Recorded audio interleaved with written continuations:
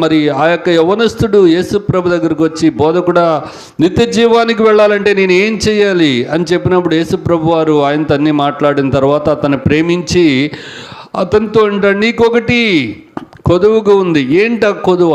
You are only one short, ఒకే ఒక తక్కువ ఉంది. ఏంటంటే, నీవు నీ ఆస్తి నమ్మి బీదలకిమ్ము, అప్పుడు పరలోకములో నీకు ధనము అధికమగును.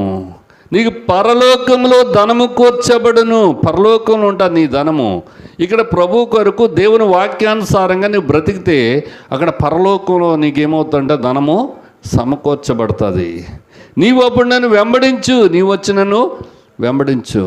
ఈరోజు మనము ఎంత స్టాక్ పెట్టినాము, ఎంత జమ చేసుకున్నాము ప్రభు కొరకు ఎంత కూడిస్తున్నాము. ఈరోజున ప్రభుకి